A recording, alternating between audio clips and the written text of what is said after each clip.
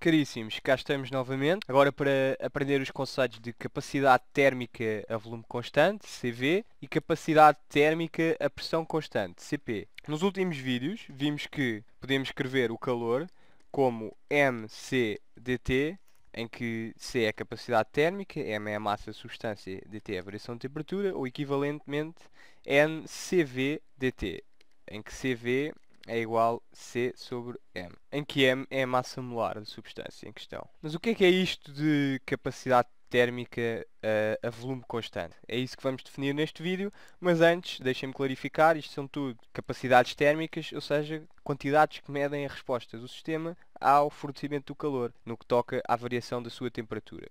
Vamos então definir capacidade térmica, não é mássica nem molar, ou seja, apenas a capacidade térmica de um dado corpo, a volume constante. E isso é definido da seguinte forma. CV é igual a ΔQ, a volume constante, dt. Ou seja, é simplesmente a variação de calor trocado num processo infinitesimal a volume constante a dividir pela variação de temperatura associada. Como é que será a capacidade térmica a pressão constante? Será simplesmente o calor trocado, o calor infinitesimal trocado numa transformação a pressão constante, a dividir pela variação de temperatura associada. No entanto, notem que dQ, a volume constante, é diferente de dQ, a pressão constante. E porquê? Porque o calor é uma função de processo, uma função de caminho, e depende do caminho realizado pelo sistema. Claramente o caminho é diferente se for a volume constante ou a pressão constante. Vamos então relacionar estas quantidades. Para isso, supomos uma pressão, uma transformação infinitesimal, supomos que U é função de pressão e temperatura, já sabemos que podemos olhar sempre para as quantidades como função apenas de duas das variáveis de estado por causa da equação de estado. P, V e T são relacionados por uma curva a nível de uma dada função, que agora não nos interessa qual. Não estamos a especificar se estamos num gás ideal, num gás real ou o que quer que seja. Diferenciando a energia interna, temos que dU é igual a dU dP, a temperatura constante, dP mais dU dt, a pressão constante, dt. E isto, diferencial, é algo que matematicamente estamos a definir como com rigor adequado, mas que pode ser bem definido e que se encontra na aula de introdução algumas noções sobre este tipo de formalismo. Numa transformação reversível, temos que o trabalho é PDV e a primeira lei diz-nos que dQ é igual a du mais PDV, o que implica que, isto é o trabalho que aparece na primeira lei, o que implica que dQ é igual a du dP, a temperatura constante, dP mais du dt, a pressão constante, dt, mais PDV. Mas, pela equação de estado, podemos escrever o volume como função da pressão e da temperatura. As nossas variáveis termodinâmicas são a pressão e a temperatura. Pela equação de estado, isto é equivalente a dizer que o volume é uma função da pressão e da temperatura. Isto implica, então, que dV é igual a dV dP, a temperatura constante, dt, mais dV dt, a pressão constante, dt. Substituindo na expressão de dq, nesta expressão aqui de cima, temos que dq não, ΔQ, às vezes tenho este hábito de dizer dq, mas vocês veem o delta e sabem que estamos a falar de uma função de processo e não de uma função de estado. Temos então que ΔQ é du dp, temperatura constante, dp, mais du dt, a pressão constante, dt, mais p dV dP, a temperatura constante, dP, substituir aqui este primeiro termo, mais P dV dt, a pressão constante, dt. Não tem que estar sempre o que está em baixo, é o que está em cima, se for servir como truque, para não se enganarem.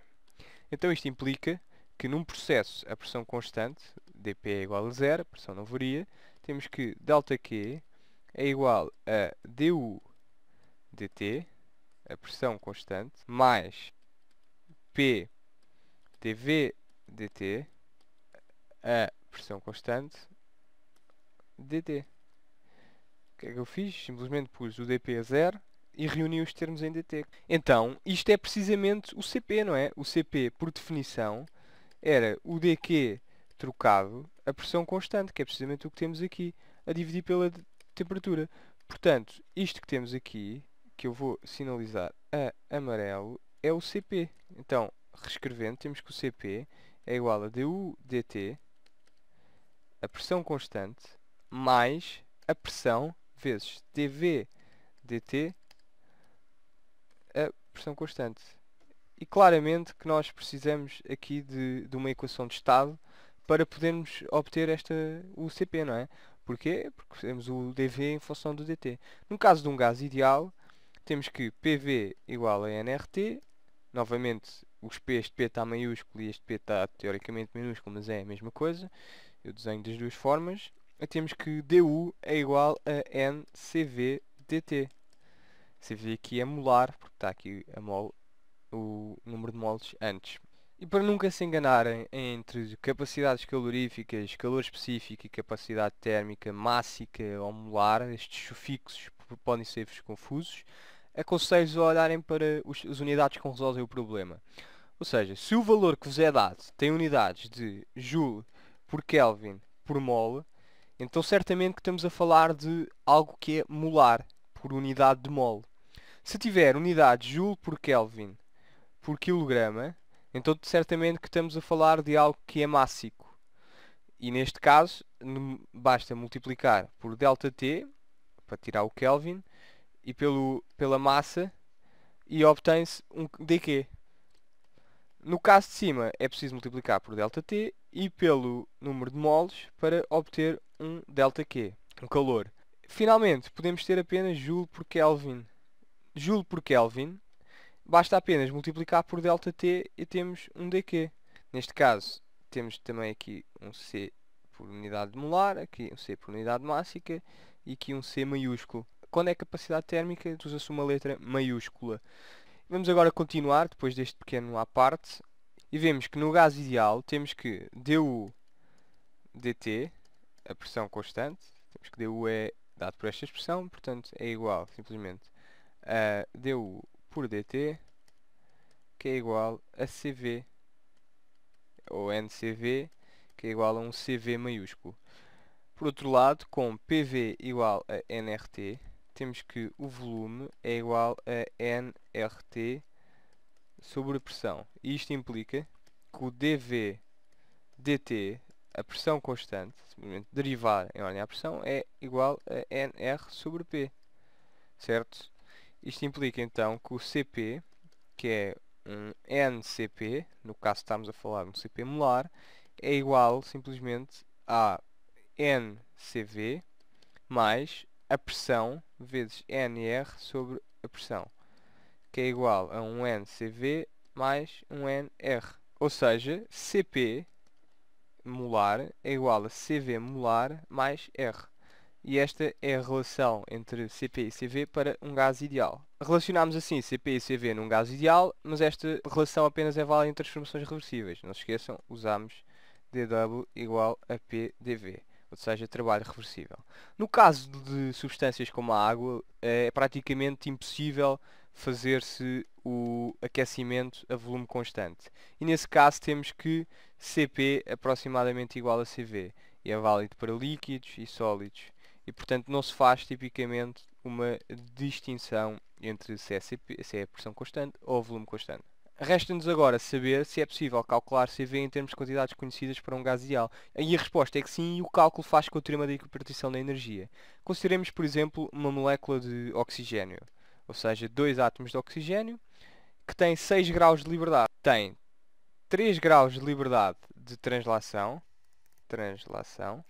tem 2 graus de liberdade de rotação e tem 1 grau de liberdade de vibração. Ora, a translação está associada a uma energia cinética que no meio de V quadrado. A rotação está associada a uma energia cinética de 1 meio, de I, que é o momento de inércia, vezes a velocidade angular ao quadrado.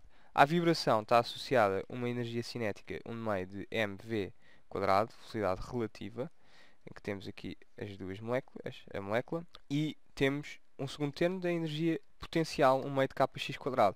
Por isso é que a este grau de liberdade, a estes 2 graus de liberdade, está associada uma energia média de kBt sobre 2 por grau de liberdade, enquanto ao grau de liberdade de vibração está associada uma energia média de kBt, porque temos 2 termos na energia.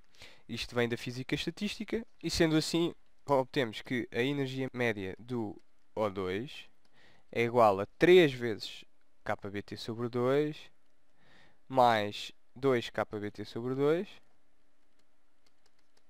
mais 1 grau de liberdade de rotação mais kBt, que é igual a 7 meios de kBt. Mas a energia interna é igual ao número de moles vezes o número de Avogadro, ou seja, ao número de partículas, vezes a energia média por partícula, por molécula neste caso, que é o que estamos a considerar como partícula, e portanto temos que isto é igual a 7 meios de Na. O Kb é R sobre Na, constante de Boltzmann, temperatura que é igual a 7 meios de nRT. E isto é precisamente o CV, porque temos que o du é igual a nCV dt. Isto implica que o CV é igual a du dt 1 sobre n, que é igual a 7 meios de R. Este é o CV de uma molécula de oxigênio. No entanto, o resultado experimental à temperatura ambiente é de CV igual a 5 meios. Isto justifica-se pelo facto dos graus de liberdade de vibração estarem de certa forma congelados e só se tornarem ativos a temperaturas da ordem de 1000 kelvins. Nessas temperaturas já se obtém experimentalmente um CV de 7 meios de R. Aplicando o mesmo racional para moléculas monoatómicas, diatómicas, triatómicas lineares e não lineares, podemos obter o CV e o CP em função da região de temperatura e obtemos esta seguinte tabela, que vos é bastante útil. Na maior parte dos cursos de termodinâmica é assumido que vocês sabem qual é que é o CV em função do tipo de gás que vos dão. Por exemplo, se for o ar é praticamente um gás diatómico e assim conseguem facilmente obter o CV e o CP com esta tabela. Temos aqui os graus de liberdade de translação, os graus de liberdade de rotação e os graus de liberdade de vibração. Temperatura ambiente, os graus de liberdade de vibração estão congelados e a temperaturas de ordem 1000 kelvins e superior já temos os graus de liberdade descongelados, de certa forma. Atenção, isto é para os CVs. Para o CP, um gás ideal, basta somarem mais R. Para terminarmos, notem apenas que o CV não depende dos constituintes da molécula, depende apenas de sua estrutura. É tudo por agora, vemo-nos no próximo vídeo sobre transformações isobáricas, ou seja, a pressão constante. Até à próxima.